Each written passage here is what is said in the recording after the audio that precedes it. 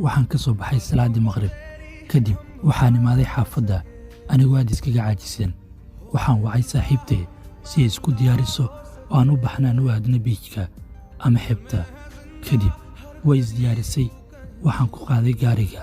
waddada markaan maraynay aad baa u faraxsaneen, labadeennana waxaan ahayn dad aad isku fahmaya. waan baxnay, waxaan tagnay xeebta jawiga macaan ee Lido. jawiga xeebta aad buu u deganaa, dad fara badanna waa ay joogeen. kadib waxaan u baxnay meel gaara oo aad u iga yara degan jawiga meelaha kale. waxaan fadhiisanay meel yara dhagax ah oo aad ugu dhow xeebta. waxay ahayd jawi macaan. waxaan qaadanaynay jawiga xeebta, qof walbana wuxuu indhaha ku hayay xeebta. aniguna waxaan u soo dhowaanayay gacalisadayda.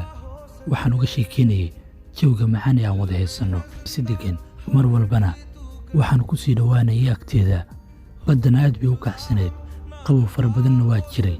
xeebtana hirka aad buu u xooli ahaa. waxay ka yara baqanaysay hirarka badda. way ii soo dhowaatay ayadoo dhexdiisi xooggan iga qabsatay, iguna tiri, beebi waan baqayaa. waxaan ku yidhi, gacalisaha baqanin, anigaa kuu dhow, mar walbana garabkaaga ah.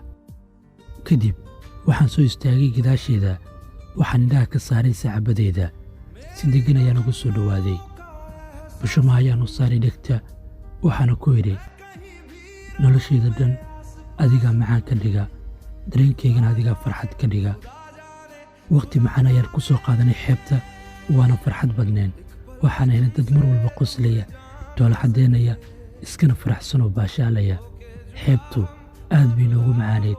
mar waan xambaaraa, mar waan dhigaa, mar waan dhibaa, marna biyaha qabow ayaan lagu halagalaynay, weliba anagoo laabtiiskaga jirna. farxadoo dhan ayaa noo ahayd, nololoo dhanna way noo dhammaystirneed. waan soo baxnay, waxaan soo aadnay xaafadda anagoo faraxsan. laakiin marka cabbaar soo soconay ayaan waxaa maqalnay dhawaq. wuxuu ahaa ruux noo yeeraya, istaaga istaaga. kadib waan istaagnay. markaan istaagnayna anigoo la yaaban ninka waxa uu wado iyo sababtoo meesha u imaaday ayaa hooyuurdiiga soo kicisay. waxayna ahayd salaaddii subax. waxaa laarnay oo salaadaad ilaa hadda maaqaan ninka wuxuu rabay. sheekadii macaanidna saas iga kala gooda. adinkana layaa soo dhegaysteene kheyraadii dhaafe.